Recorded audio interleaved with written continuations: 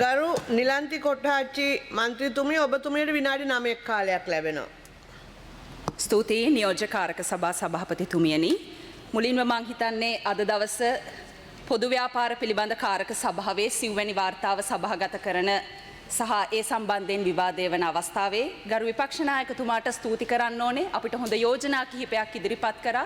මං හිතනවා අපේ ආණ්ඩුවට ඔබතුමාගේ යෝජනාවන් සාධනීය ආකාරයෙන් සලකලා බලලා වඩා ගුණාත්මක ගුවන් ගමන් සේවාවක් වෙනුවෙන් මේ සම්බන්ධයෙන් සලකා බලන්න අපිට අවස්ථාවක් ලැබේවි කියලා. අපි දන්නවා සභාපතිතුමියනි ලෝකයේ වෙනත් රටක ඉඳලා මව්බිමට නැවත එනකොට ගුවන් යානයේ ඉඳලා තමන්ගේ පුංචි රට දිහා බලනකොට කොච්චර අභිමානයක් අපිට දැනෙනවද මේ මගේ රට මේ මගේ මාතෘ භූමිය කියලා. ඒ වගේම අපි දන්නවා ලෝකයේ ඕනෑම රටක ඉඳලා අපේ රටේ ජාතික ගීය ඇහෙනකොට අපිට කොච්චර අභිමානයක් එනවද මේ මගේ රට ගැන අපිට ඒ දැනෙන අභිමානය වචන වලින් කියන්න බෑ. හැබැයි අද මේ කෝප් කමිටුවේ සිව්වැනි වාර්තාව සභාගත කරන අවස්ථාවේදී මට කවියක් කියන්න ඕනේ කියලාම හිතුණා. මේක ග්ලැසිරේක ප්‍රේමය නුවන් තොටවත්ත නූතන කවියා ලියපු බොහොම අපූර්ව පද්‍ය පන්තියක්. ඔහු අහනවා මෙහෙම මේ කවි පන්තියේ පුංචි දරුවෙක් ගෙන් ගුරුවරිය අහනවා බැරි මොකද සීරුවෙන් ඉන්නට කූඹි කනවද කකුල. එතකොට ළමයා කියනවා මෙහෙම ධාන්‍ය ධනයන එක මල් පළතුරු පිරිකියද්දී කොහොම ඉන්නද හිටගෙන කන්න මොකවත් වේල් දෙකකින් තිබුණේ නැතිකොට ගෙදර හරියට. ළමයාට වේල් 3 කාපු ළමයාට වේල් 2 කන්න වෙච්ච අතීතයක ඉඳලා තමයි අපි අද මේ ආණ්ඩුව අරගෙන මේ ධනාත්මක ආර්ථික සමාජීය සංස්කෘතික මේ සෑම පැතිකඩකම ප්‍රගතියක් වෙනුවෙන් වර්ධනයක් වෙනුවෙන් බොහොම ප්‍රගතිශීලීව මේ ගමන යන්නේ.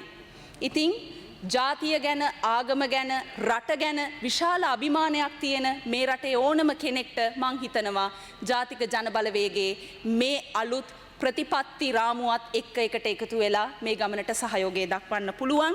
ඒ නිසා මං හිතනවා විපක්ෂ නායකතුමාගේ මේ යෝජනා පිළිබඳවත් අපිට බොහොම සාධනීය ඇහැකින් දෘෂ්ටි කෝණයකින් බලන්න පුළුවන් කියලා. හොඳයි. දැන් මගේ කතාවට ආවොතින් නියෝජ්‍යකාරක සභා සභාපතිතුමියනි අපි දන්නවා මේ මොහොතෙත් මේ රටේ පාරවල්වල පාසැල්වල උපකාරක පන්තිවල පන්සල්වල ආගමික සිද්ධස්ථානවල ඒ වගේම බස්වල කෝච්චිවලත් බස් නැවතුම් පොළවලවත් මේ හැම තැනකම විවිධ ගණයේ අපරාධ සිද්ධ වෙනවා. අපරාධ 100% අඩු කරපු රටක් හදන්න බැරි වුණත් මේ සිද්ධ වෙන අපරාධවලට වඩා භයානකයි සුදු කරපටි අපරාධ. මේ සුදු කරපටි අපරාධ සම්බන්ධයෙන් යම් විමර්ශනයක් සිද්ධ කරන්න පුළුවන් හොඳම තැනක් තමයි අපි මේ කෝප් කමිටුව විදියට හඳුනගෙන තියෙන්නේ. එතකොට මෙච්චර කාලයක් මේ කෝප් කමිටුව හරහා කරපු දේවල් වලට මොකද වුනේ කියලා මේ රටේ මිනිස්සුන්ට අපිව ප්‍රශ්න කරන්න කෝප් කමිටුවෙන් ප්‍රශ්න කරන්න අයිතියක් තියෙනවා. විගණකාධිපති වාර්තාව අනුව කෝප් කමිටුවට යම් පොදු ව්‍යාපාරයකට අදාළ ආයතනයක් හැඳවලා විමර්ශනයක් කරලා මාස 3කට පාරක් පාර්ලිමේන්තුවේ සභාගත කරන මේ වාර්තාව විවාද කරලා අවසානයේදී අවශ්‍ය නම් කතානායකතුමාට පුළුවන් නීතිපතිවරයාට මේක යොමු කරන්න. එහෙම නැත්නම් බොහෝ විට මේ විමර්ශනය අවසානයේ කෝප් කමිටුවෙන් දෙන වාර්තාව තියෙන්නේ පාර්ලිමේන්තුවේ ලිපිගොනුවක. එතකොට අමාත්‍යංශයේ ලේකම්වරයාට අවශ්‍ය නම් පුළුවන්කම තිබ්බා මේ නිර්දේශ අනුව තමන්ගේ ආයතනයට නිලධාරීන්ට විරුද්ධව නීතිමය ක්‍රියාමාර්ග ගන්න. අපි දැක්ක හැම නීතිමය ක්‍රියාමාර්ග ගත්තු අවස්ථා තිබුණා. රාජ්‍ය නිලධාරීන්ට දඩ ගැහුවා, සේවයෙන් පහ කරා, අවවාද කිරීම කරා, අධිභාර පැනෙව්වා. නිලධාරීන්ට නීතිය අකුරටම ක්‍රියාත්මක වුණා. නමුත් රටේ මහ ජනතාවට තාම ප්‍රශ්නාර්ථයක් ඉතුරු වෙලා තියෙනවා. ඒ මොකද්ද? ඒ තමයි රාජ්‍ය නිලධාරීන්ට විතරද නීතිය ක්‍රියාත්මක විය යුතු. නිලධාරීන්ට මේ මූල්‍ය අවභාවිතාවන්, අකාර්යක්ෂමතාවයන් වංචාවල් කරන්න උඩගෙඩි දුන්න, අනුබල දුන්න, පොළඹවපු, බලපෑම් කරපු දේශපාලන අධිකාරියට මොකක්ද ක්‍රියාත්මක වෙච්ච නීතිය? තාම එතන හිස්තැනක් තියෙනවා. හැබැයි අද මේ විවාදය කරන වෙලාවේ අපිට ජාතික ජනබලවේගයේ ආණ්ඩුව විදිහට කියන්න පුළුවන් කමක් තියෙනවා. අපි දැන් සාධනීය පියවරක් අරගෙන තියෙනවා. තවදුරටත් මේක පාර්ලිමේන්තුවේ ලිපිගොනුවක පුස්තකාලයේ හිර වෙන්නේ නැහැ. මෙතනින් එහාට මේ වාර්තාව මත පදනම්ව අවශ්‍ය නම් අපරාධ විමර්ශන දෙපාර්තමේන්තුවට එහෙම නැත්තම් අල්ලස් කොමිසමට මේක යොමු කරලා නිලධාරීන්ට පමණක් නෙමෙයි දේශපාලන අධිකාරියටත් එරෙහිව අවශ්‍ය නීතිමය ක්‍රියාමාර්ග ගැනීම සඳහා අපි දැන් මේ වෙද්දී පියවර අරගෙන තියෙනවා. ඒ වගේම ජනතාවට අහන්න පුළුවන් නිලධාරියා කෝප් කමිටුවට එනවා, අපි ප්‍රශ්න කරනවා, නිලධාරියෝ බයෙන් උත්තර දෙනවා, කමිටුව අවසන් වෙනවා, වාර්තාව ඉදිරිපත් කරනවා. මේක හුදෙක් මාධ්‍ය සංදර්ශනයක් විතරයි නේද? එහෙම ප්‍රශ්න කරන වෙලාවල් තියෙනවා. දැන් පෙරේදා තිබ්බ කෝප් කමිටුවේදී විදුලි බල මණ්ඩලයේ අධ්‍යක්ෂ මණ්ඩල සමාජිකයෙක් කෝප් කමිටුවේ සියලු දෙනා ඉදිරියේ කියනවා, සභාපතිතුමනි දැන් අපි ඇත්තටම ලෑස්ති වෙලා ආවේ බැනුම් අහලා යන්න. දැන් මේ ප්‍රශ්න කිරීම ඉවර වුණාම මේක මෙතනින් ඉවරයිද? මෙතනින් එහාට මොකද්ද වෙන්නේ? මේ සමාජිකයන් අධ්‍යක්ෂ මණ්ඩලයේ සමාජිකයා අහනවා විවෘතව. එතකොට නිලධාරියෝ එනවල හැස්ති වෙලා බැනුම් අහලා යන්න. ඒතර මේ ක්‍රියාවලිය මෙතනින් අවසන්ද? ඔවුන් අහන ප්‍රශ්නයක් ඒක. රටේ ජනතාව අහන ප්‍රශ්නයක් ඒක. හැබැයි අපි විශ්වාසයෙන් කියනවා මෙතනින් එහාට මේ දසවන පාර්ලිමේන්තුවේ කෝප් කමිටුව තව දුරටත් ලිපිගොනුවක හිරවෙන වාර්තා නෙමෙයි, මෙතනින් එහාට නීති අකුරටම ක්‍රියාත්මක වීමක් සිද්ධ වෙනවා කියලා. මොකද අපි දන්නවා රාජ්‍ය නිලධාරීන් පමණක් යම් අකටයුත්තක් කරා නම් ඔවුන් විතරක් ඇයි මේ දඬුවමට යටත් විය යුතු?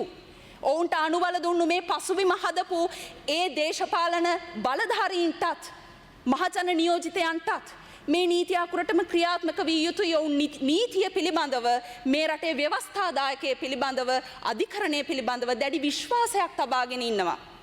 එතකොට අපි දකිනවා තාමත් හොඳට ඇඳ පැළඳ ගත්ත දේශපාලන නායකයෝ, ආරක්ෂකයෝ පිරිවරාගෙන තමන්ගේ සුඛෝපභෝගී වාහනේ නැගලා 24 පැය හොරකමේ යනවා. වංචාව කරනවා. දූෂණය කරනවා. ස්තුතියි සභාපතිතුමියනි. ඒ නිසා මං හිතනවා මේක මෙතනින් එහාට ඊටාම නම්‍යශීලීව මේ කෝප් කමිටුව හරහා අපිට මේ නිර්දේශ ක්‍රියාත්මක කරන්න පුළුවන්කමක් තියෙනවා. ඒ වගේම බොහොම සතුටුයි කියන්න අපිට මේ ආයතන 14ක් දසවෙනි පාර්ලිමේන්තුවේ කෝප් කමිටුවට කැඳෙව්වා. ඉස්සර නම් දවසට 3-4 ආයතන කැඳවනවා.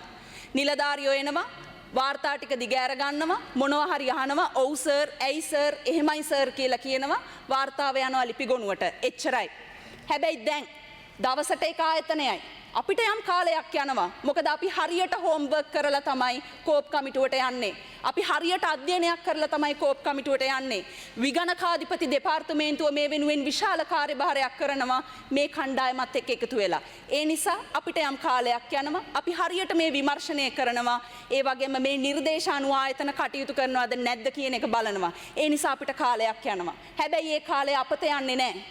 මේ 5 අවුරුදු කාලය තුල මේ ආයතන හරහා දේශපාලන නායකයන්ගේ මඟ පෙන්වීම යටතේ යම් යම් අකටයුතුකම් වුණා නම් අපි ඒකට නීතිය ක්‍රියාත්මක කරනවා. ඒ වගේම රාජ්‍ය නිලධාරීන්ගෙනුත් ඉල්ලීමක් කරන්න ඕනේ. ඔබ කිසිසේත් බිය විය යුතු නැහැ.